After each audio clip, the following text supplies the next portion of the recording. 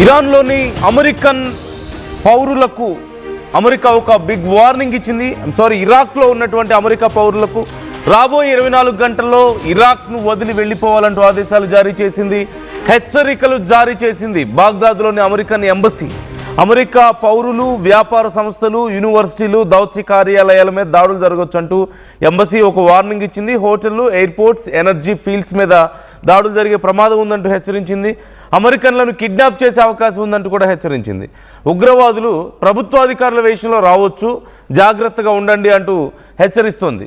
Iraq వెళ్లే America పౌరులకు level 4 warning ఇచ్చింది. గడిచిన కొన్ని రోజులుగా బాగ్దాద్లోని గ్రీన్ జోన్ లక్ష్యంగా రాకెట్, డ్రోన్స్ అటాక్స్ జరుగుతున్నాయి. ప్రస్తుతం ఇరాక్ ఎయిర్ స్పేస్ మూసి ఉండడంతో సరిహద్దు దేశాల ద్వారా రోడ్డు మార్గంలోకి వెళ్లాలంటూ సూచనలు చేసింది. బాగ్దాద్ ఎంబసీ అలాగే ఎర్బిల్లోని కాన్సులేట్ సాధారణ సేవలు తాత్కాలికంగా నిలిపివేశారు. ఇరాక్ సరిహద్దుల్లో అమెరికా ఇంటెలిజెన్స్ గ్రూప్స్ ఇప్పటికే అప్రమత్తం అయ్యాయి. ఈ నేపథ్యంలో జాగ్రత్తలు తీసుకోవాలంటూ యుఎస్ ఎంబసీ జారీ చేసినటువంటి హెచ్చరిక నేను మీకు స్క్రీన్ మీద కూడా చూపించే ప్రయత్నం చేస్తున్నాను. ఒక్కసారి ఆ డీటెయిల్స్ మీరు చూడొచ్చు. I would like to read it for you. ఒకసారి ఆ ట్వీట్ని కూడా నేను మీకు చదివి వినిపించే ప్రయత్నం చేస్తాను.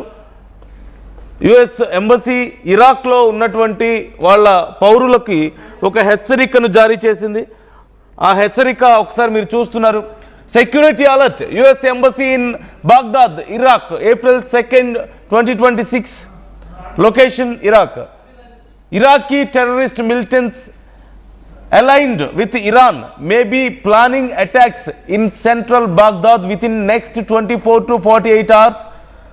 Iran and its allied terrorist militants have conducted widespread attacks against US citizens and US related targets throughout Iraq, including the Kurdistan region.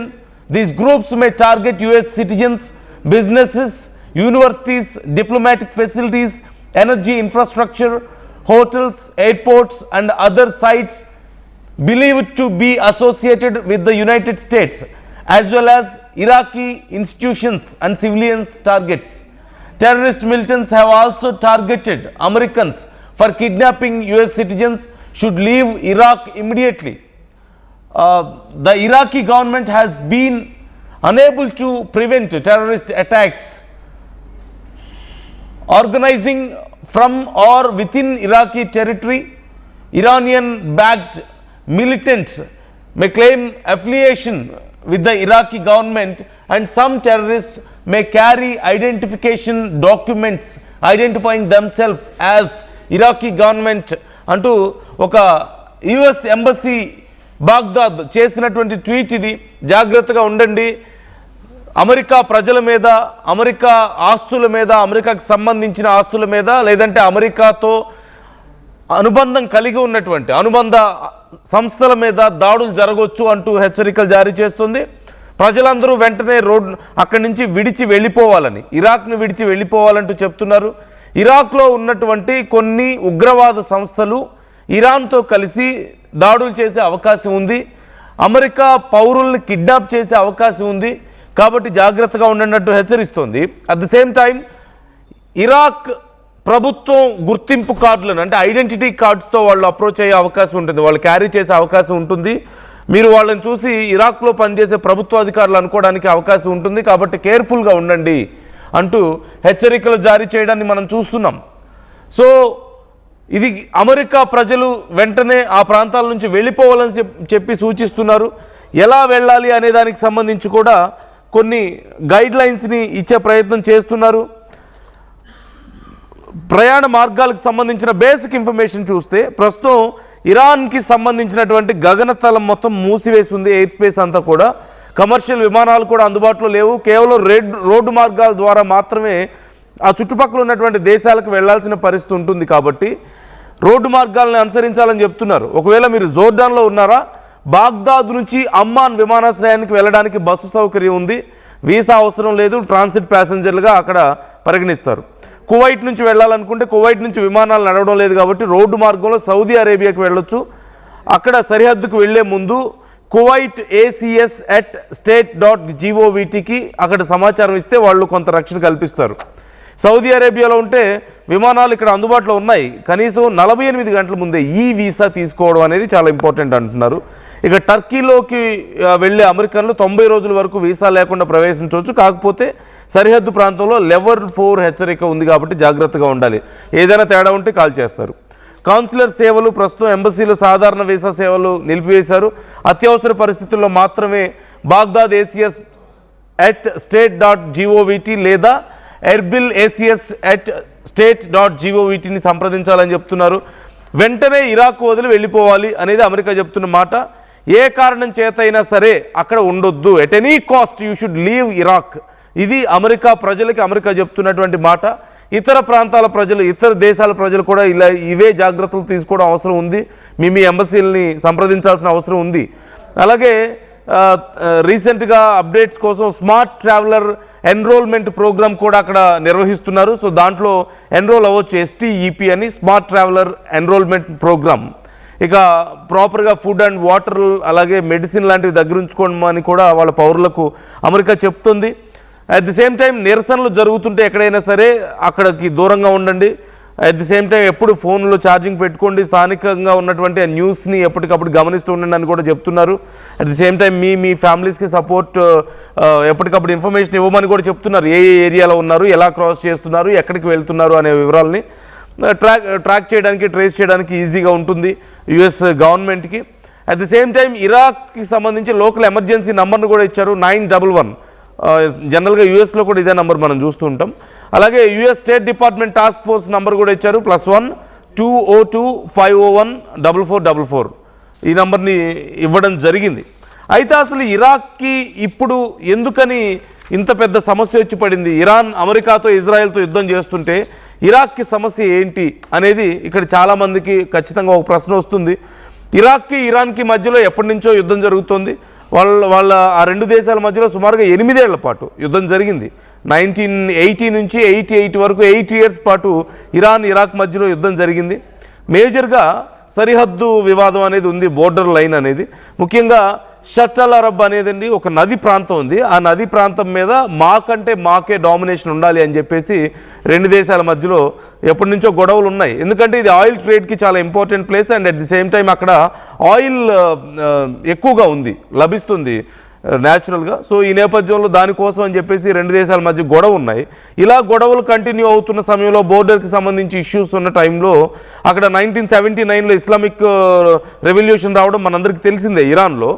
అదే సమయంలో షా గవర్నమెంట్ పడిపోవడం, అప్పుడు ఖమేనీ రావడం మనకు తెలుసు.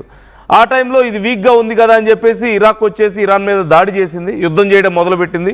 అలా మొదలైన యుద్ధం 1980లో మొదలైతే 88 వరకు ఫర్ 8 లాంగ్ ఇయర్స్ ఆ యుద్ధం జరిగింది.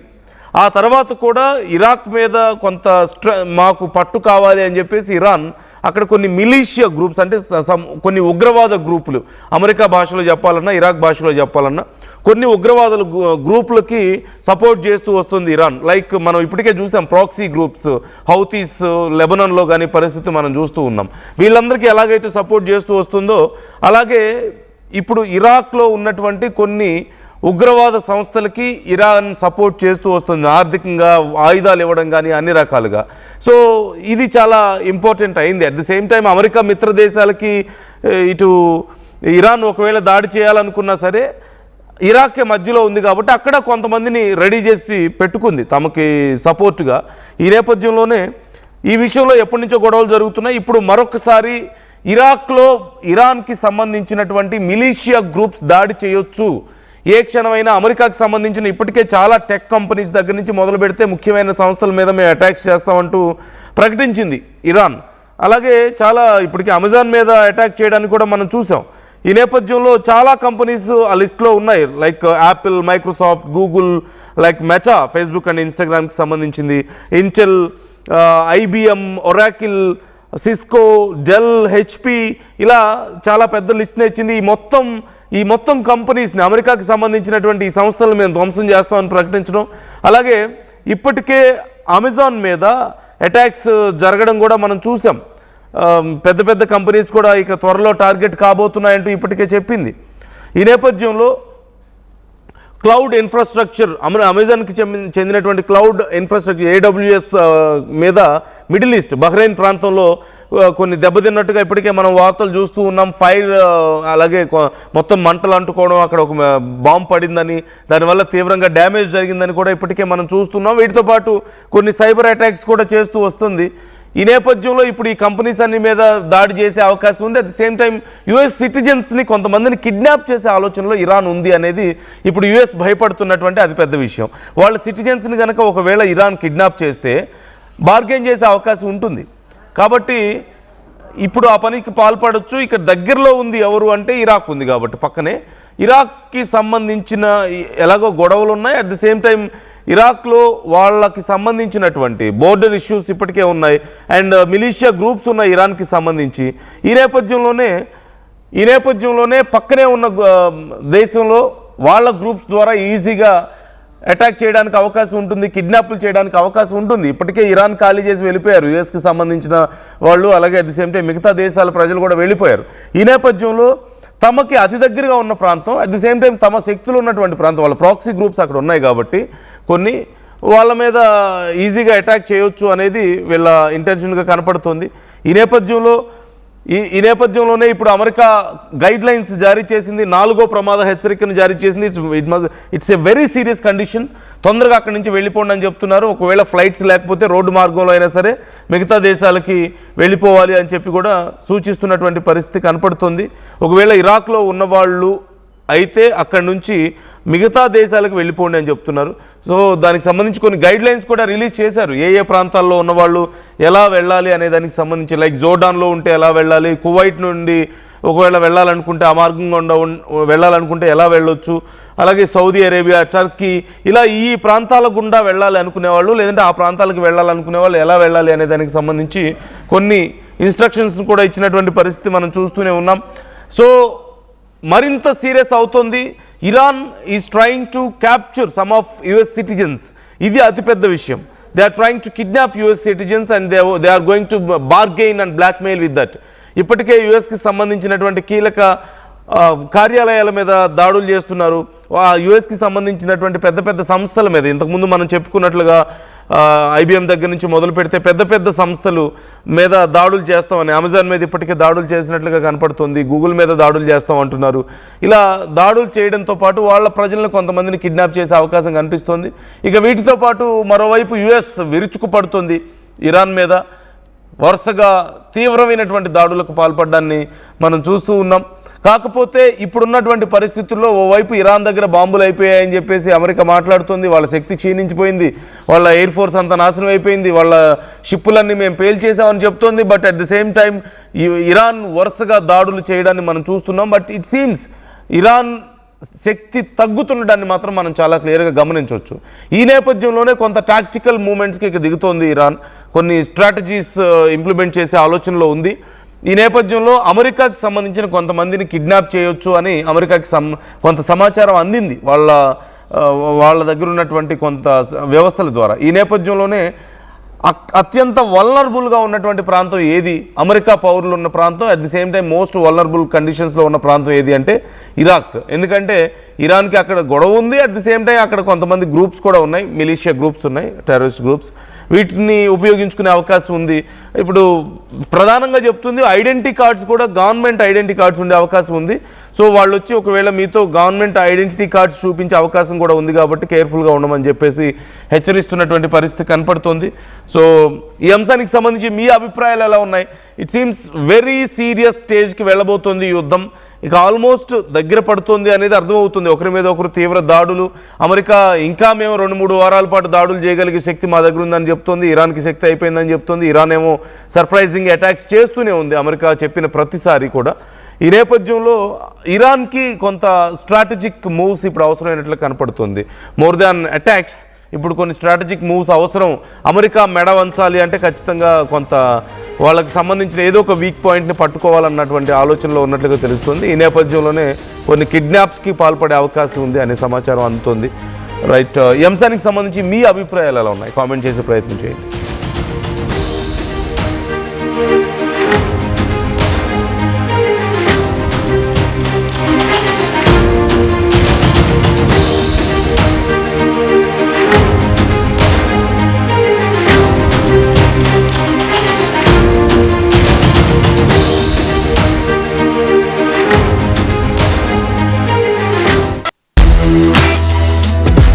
KL experience what it feels like to be a true engineer.